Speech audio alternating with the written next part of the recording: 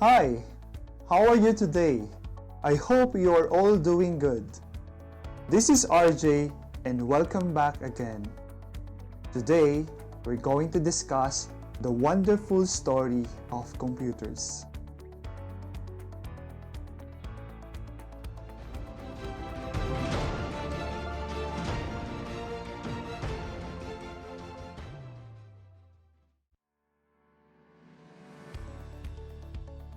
The story of computers can be traced back many years ago.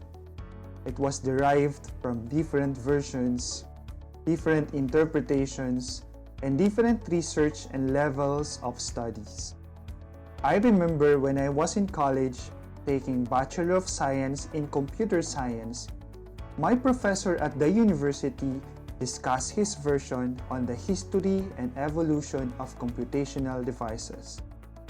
And there was a different level of discussions and studies, and even characters from several books that I have read. I also remember some information from my observation. When I was taking my master's degree in computer science, we had several discussions on the evolutions of computers. Although it's not part of our curriculum, but still, I think it's important to know and essential to trace back on the origin of these wonderful machines for us to know the concepts, theories, and how it operates hundreds of years ago. Until such time it came to my mind on how will I connect the past and the present time. Was there really a connection from one machine to another machine?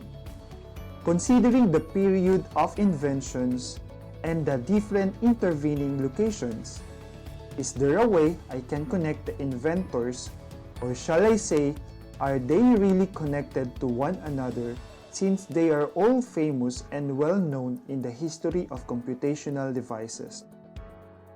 It also came to my mind if the machines were copied from an unknown source and it was innovated and later labeled it with another name. Every scenario that I have mentioned were some possibilities. And whatever it is, the final output of this wonderful machine that continuously evolved from different forms and sizes, different generations, and several inventors, and a machine that technologically and continuously evolved with time, which is significantly considered as one of the most powerful inventions of the human mind, and that is computer.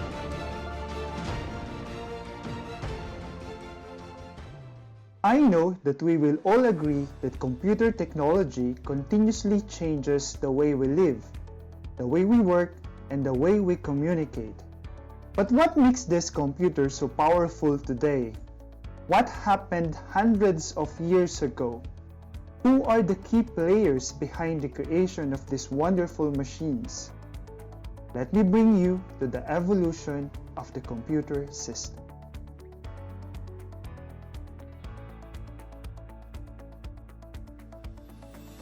My research will start from a simple calculating machine known as the Abacus. It is believed to be a Babylonian origin and was popularized in China according to some historians. However, continued to struggle with unknown facts like the time when it was exactly developed to facilitate calculations. It is believed that Abacus was invented because of the idea of placing pebbles or wooden sticks or other small objects in columns marked on a flat surface. That's why its name speaks to itself, as abacus is a Latin word and is taken from Greek word abax, which means flat surface. Often they were simply boards or tables on which pebbles or stones could be moved to show addition or subtractions. The earliest counting tables or boards may simply have been lines drawn in the sand. This evolved into actual tables to counting boards, which were often made of materials that deteriorated over time. The oldest counting board that was found is called the Salamis tablet. It was found on the island of Salamis, a Greek island, in 1899. where it was used by Babylonians around 300 BCE or 300 before the Common Era. There were some evidences that these ancient people used the abacus hundreds of years ago. A few hand abacuses from this time have been found. They are very small, mostly made from wood, and fitting in the palm of your hand. They have slots with beads and rods in them that can be moved back and forth in the slots, similar to counters on a counting board. Abacus is called swan pan in China, soroban in Japan. The Russian abacus is called a shuti. A somewhat similar abacus is called chereb by the Armenians and kulba by the Turks. The abacus is only the beginning of so many other calculating devices.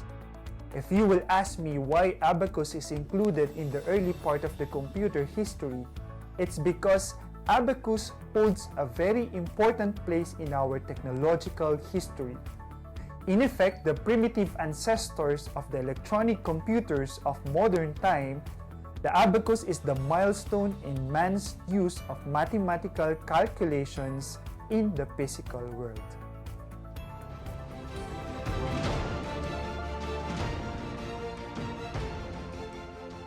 After so many years from the time of Abacus as one of the first recorded man's adding machine, a French mathematician, physicist, religious philosopher, and master of prose was born on June 19, 1623 at Clermont-Ferrand, France, in French, and in English it's Clermont-Ferrand, France. Blaise Pascal's father, Etienne Pascal, was presiding judge of the tax court at Clermont-Ferrand. His mother died in 1626, and in 1631 the family moved to Paris. Etienne, who was respected as a mathematician, devoted himself henceforth to the education of his children. Under the tutelage of his father, Pascal soon proved himself a mathematical prodigy, and at the age of 16 he formulated one of the basic theorems of projective geometry known as Pascal's theorem and described in his Essai polyconique or Essay in Conics in 1639. Based on his study and now the classical work of Girard de Sarges on synthetic projective geometry, the young man's work, which was highly successful in the world of mathematics, aroused the envy of no less a personage than the great French rationalist and mathematician René Descartes. Between 1642 to 1644, he built and designed the Pascaline, the first calculator or adding machine that could do addition and subtraction with numbers being entered by manipulating its dials. Pascal wanted to help his father, was led to develop a calculator by the laborious arithmetical calculations required by his father's work as the supervisor of taxes in Rouen.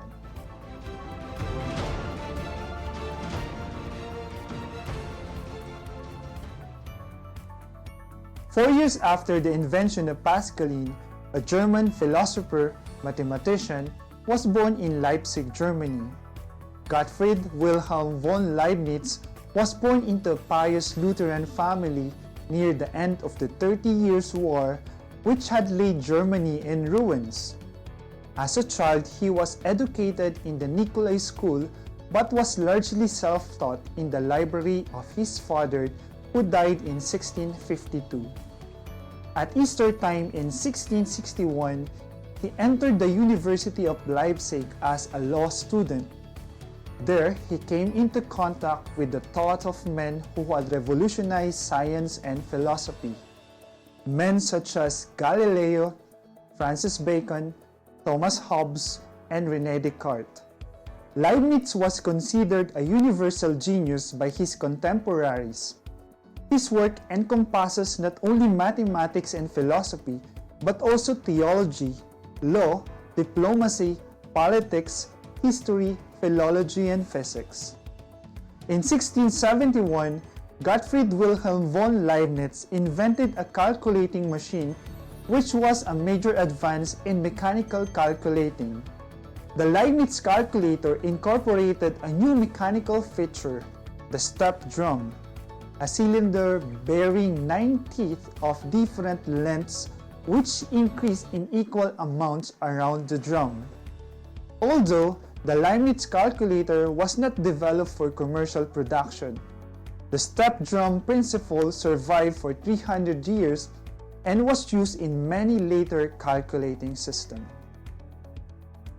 The Leibniz calculator expanded on Pascal's idea and did multiplication, division, and extracting square roots. And lastly, he is considered a pioneer in the development of mathematical logic. The Pascaline and Leibniz calculator are examples of mechanical computing machines, where it can calculate numbers by rotating or moving the levers and clock gears as a form of input device. The machine will respond based on the movement of the levers or clock gears and process all of these inputs.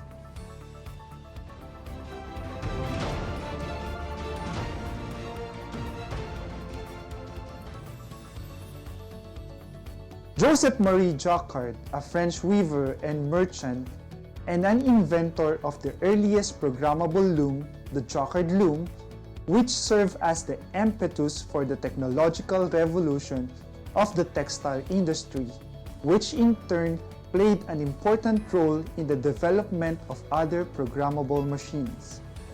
He was born 1752. He was one of the 9 children Jean-Charles Jacquard, a master weaver, and Antoinette Rive. Joseph initially helped his father operate his loom, but the work proved too arduous, so Jacquard was placed first with a bookbinder and then with a maker of printer's type. When his parents died, Joseph inherited his father's house, looms, and workshop, as well as the vineyard and other properties. He listed his occupations as master weaver and silk merchant in 1778. But during that time, he is problematic since most silk weavers did not work independently. By 1800, Joseph began inventing various devices. He invented a treadle loom in 1800, a loom to weave fishing nets in 1803, and starting in 1804, the Jacquard loom, which would weave patterned silk automatically. However, these early years of his inventions did not operate well and thus were unsuccessful. In 1801, Jacquard demonstrated an improved draw loom at the Industrial Exhibition in Paris. It was able to simplify the process of manufacturing textiles from simple to complex pattern, for which he was awarded a bronze medal.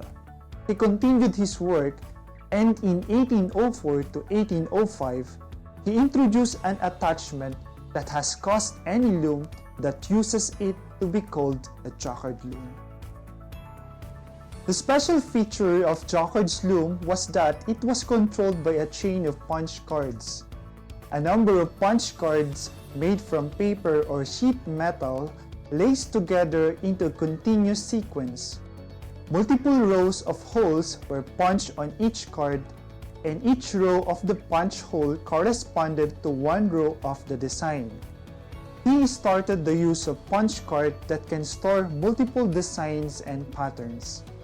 In 1806, the loom was declared public property, and Jacquard was rewarded with pension and a royalty on each machine.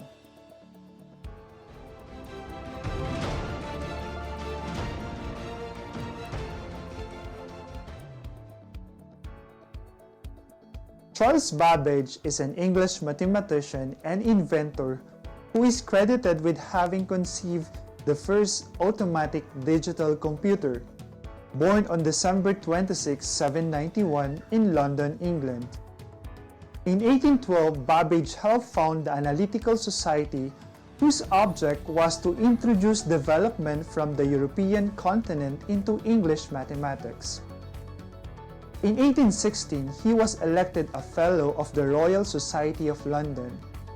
He was instrumental in founding the Royal Astronomical in 1820 and Statistical Societies in 1834. The idea of mechanically calculating mathematical tables first came to Babbage in 1812 or 1813. Later, he made a small calculation that could perform certain mathematical computations to 8 decimals. Then in 1823, he obtained government support for the design of a projected machine, the difference engine, with a 20 decimal capacity. Its construction required the development of mechanical engineering techniques, to which Babbage of necessity devoted him. In the meantime, between 1828 to 1839, he served as a Lucasian professor of the mathematics at the University of Cambridge. During the mid-1830s, Babbage developed plans for the analytical engine, the forerunner of the modern digital computer.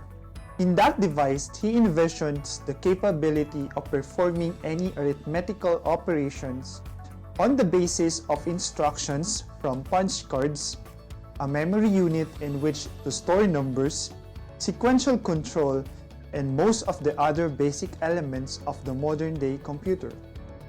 In 1843, Babbage's friend mathematician Ada Lovelace translated a French paper about the analytical engine, and in her own annotations, published how it could perform a sequence of calculations. The analytical engine, however, was never completed. Babbage's design was forgotten until his unpublished notebook were discovered in 1937. Babbage made notable contribution in other areas as well. He assisted in establishing the modern postal system in England and compiled the first reliable actuarial tables. He also invented a type of speedometer and the locomotive cow watcher. Despite his many achievements, the failure to construct his calculating machines left Babbage in his declining years a disappointment and embittered man. Babbage's idea became the basis for modern computational devices. With that, he referred as the father of computing or father of the modern computers because of his invention of the analytical engine, a prototype of which completed after his death.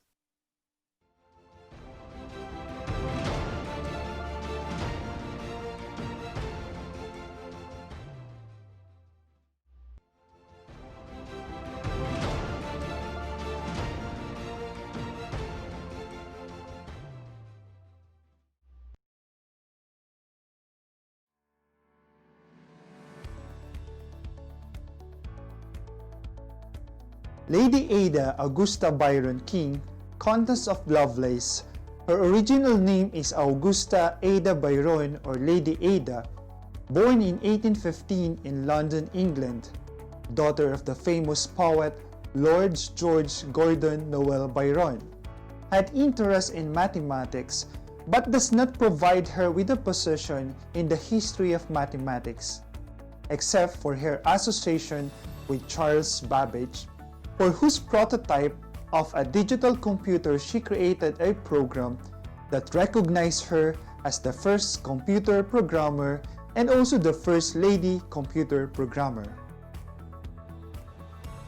Lovelace became interested in Babbage's machines as early as 1833 and most notably in 1843, as she not only translated the paper of the Italian mathematician and engineer Luigi Federico Menambrea, the Notions sur la machine analytique de Charles Babbage, or the elements of Charles Babbage's analytical machines, but she had the ability to understand every detail and elaborate them also.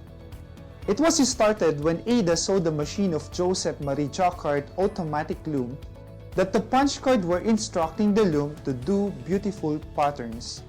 And as her conclusion, punch card can do any that can be notated in symbols, not just numbers, but also can do word or text, and it can even make music. She also said that weaves algebraic patterns just as the Jacquard loom weave flowers and leaves.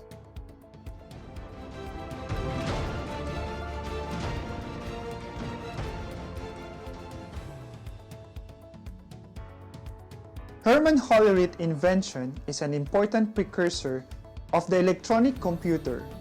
Born on February 29, 1860 at Buffalo, New York, United States of America, was the inventor of the tabulating machine. Immediately after graduation from the Columbia State School of Mines in 1879, and after receiving his Engineer of Mines or EM degree at the age of 19, Hollywood worked and he became an assistant to his teacher William P. Trowbridge in the U.S. Census in 1880.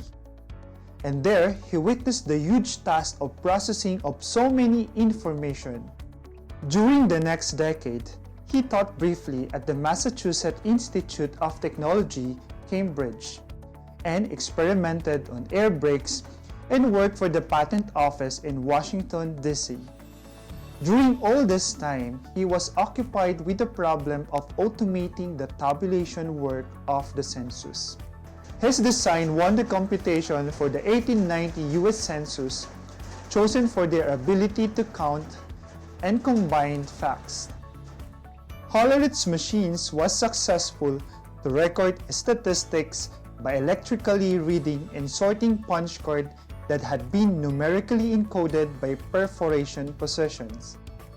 Hollerith machines could sort 300 cards per minute, and there were 56 of these machines positioned in the U.S. Census that could tabulate more or less 6 million census information per day. The invention was a success in the United States, but drew more attention in Europe, where it was widely adopted for a number of statistical purposes. In 1896, Hollerith organized the Tabulating Machine Company Incorporated in New York to manufacture the machines. Through subsequent mergers, it grew into the International Business Machine Corporation, or IBM.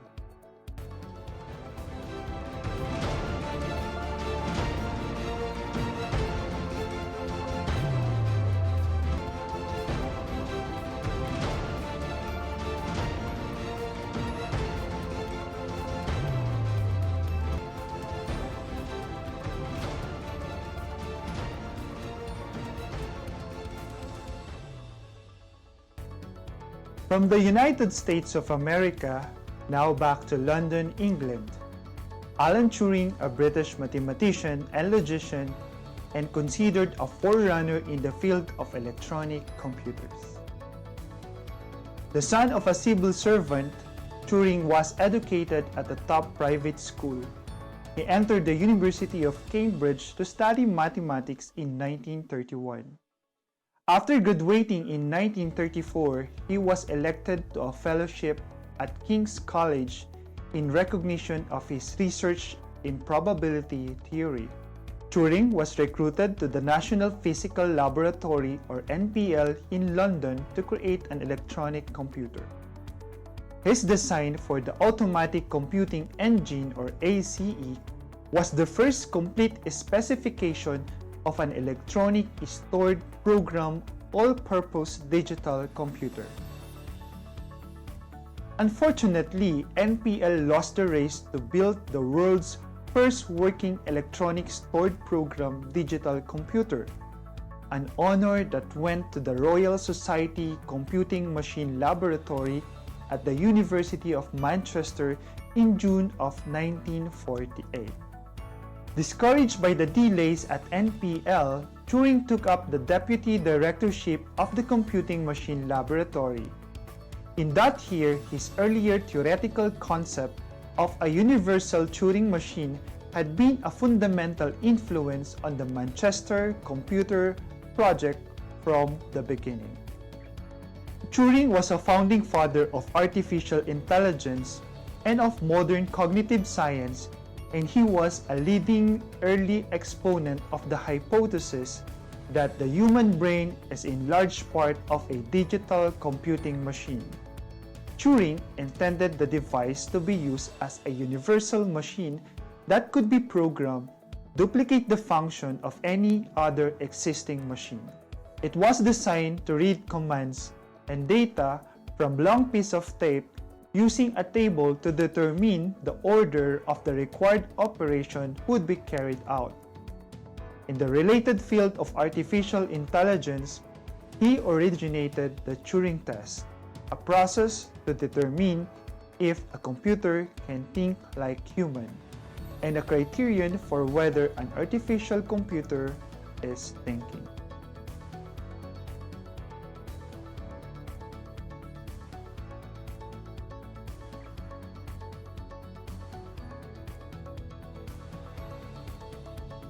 The brilliant ideas of Charles Babbage that led to the inventions of several machines opened so many possibilities of improving and modernizing the computing machines, from mechanical to electromechanical up to the period of purely electronic computing machines.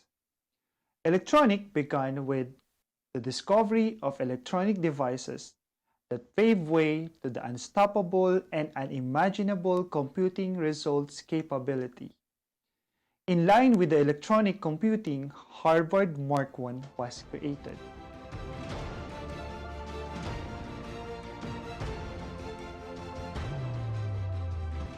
Harvard I is an early protocomputer built during World War II in the United States. Howard Aiken and other engineers began designing a programmable calculator at the Harvard University starting 1937. Howard Aiken was working with digital devices for calculation.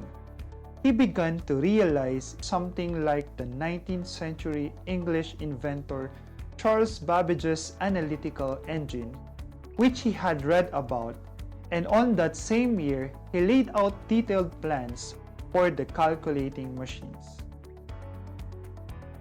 The International Business Machine Corporation, or IBM, and the United States Navy provided the support and funding to help them build their design. The machines, like Babbage's, was huge, more than 50 feet long, 8 feet high, weighing 5 tons, and consisting of 750,000 separate parts. It was mostly mechanical. The Harvard Mark I had 60 sets of 24 switches for manual data entry and could store 72 numbers, each 23 digits long. It could do 3 additions or subtraction in a second. A multiplication took 6 seconds, and a logarithm or trigonometric function took over 1 minute. For input and output, is used 3 paper tape readers, 2 card readers, and a punch card and 2 typewriters. Howard Aiken developed 3 more such machines over the next few years, and is credited with developing the first fully automatic large-scale calculator. In short, Mark I is a very huge programmable calculator, and it's bigger than my room.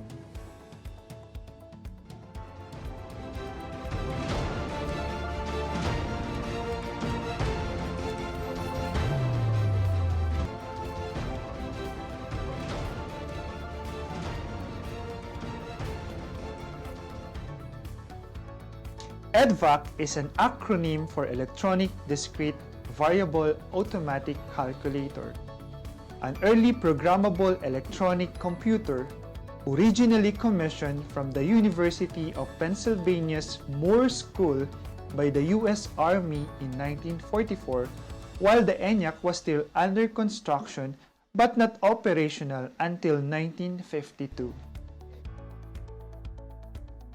In 1945, John von Neumann prepared a proposal for the Edvac that described the logical design of a computer with a stored program, where the instructions to the machine would be stored in substantially the same fashion as the data.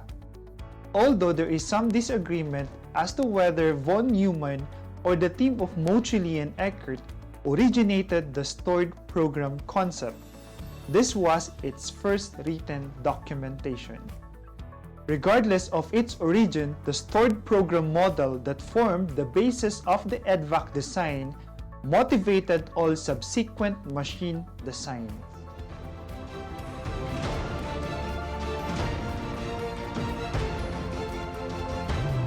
ENIAC in full is Electronic Numerical Integrator and Calculator, the first programmable general-purpose electronic digital computer built during World War II by the United States.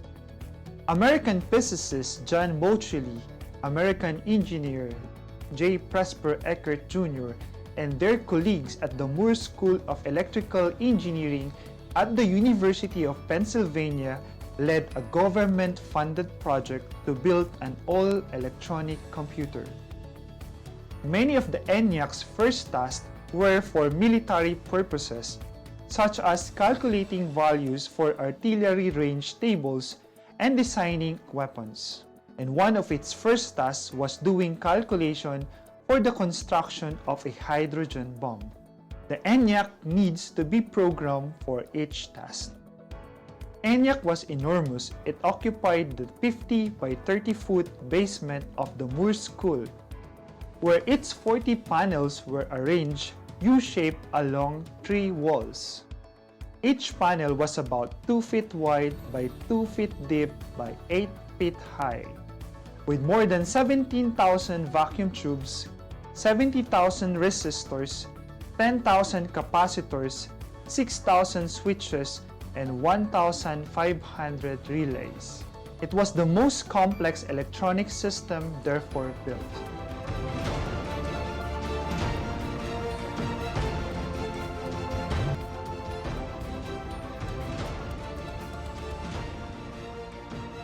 Universal Automatic Computer, or UNIVAC, is one of the earliest commercial data processing computers intended to replace punch card accounting machines. It is also the first commercially available computers. In March 1 of 1951, J. Presper Eckert Jr. and John Mochily delivered the first UNIVAC to the U.S. Census Bureau that gained national attention after a year when General Dwight D. Eisenhower was running against Adlai Stevenson for the presidency of the United States of America. UNIVAC was used to predict the result of the election on national television, and when the votes were finally counted, it was found out that UNIVAC had been correct in its prediction. UNIVAC was built from the start as a stored program computer, so it was very different architecturally.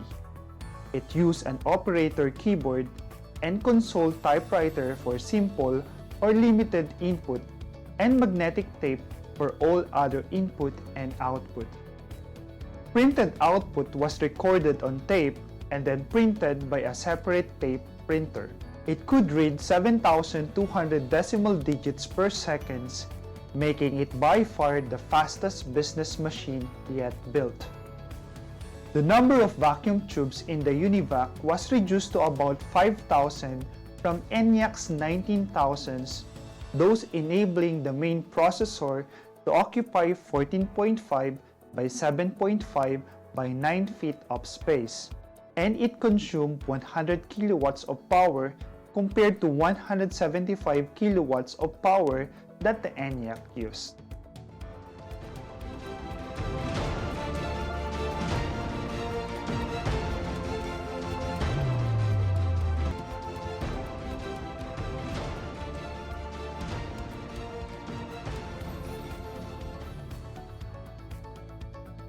The development of fully electronic devices led to more innovations and development of highly powered computational devices.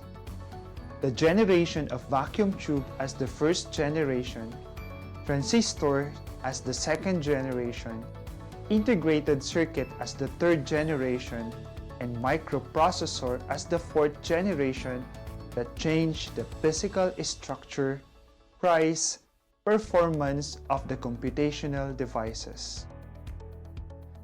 The ENIAC and UNIVAC, for example, use vacuum tubes for general computing operations, making it faster to perform data processing and calculations compared with electromechanical machines. Electron tube, also called vacuum tube, usually consisting of a sealed glass or metal ceramic enclosure that is used in electronic circuitry to control the flow of electrons. Since the vacuum tubes generates too much heat, making its life short and easily blew out, and to sustain the acceptable heat temperature of the vacuum tube, it requires a special air conditioning unit to dispense the heat.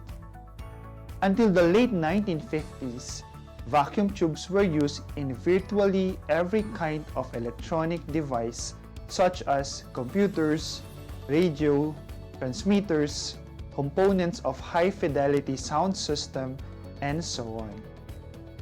After World War II, the transistors was perfected by the three American physicists at the Bell Laboratories. They are John Bardeen, Walter H. Brattain, and William B. Shockley. Solid-state devices came to use in all applications at low power and low frequency, and become viable alternative to vacuum tube due to its low heat generation compared to high heat capacity of the vacuum tubes. Small in size and small power requirements compared to hundreds of watts for the vacuum tubes. The common perception at first was that solid-state technology would rapidly render the electron tube obsolete. Such has not been the case. However, for each technology has come to dominate a particular frequency and power range.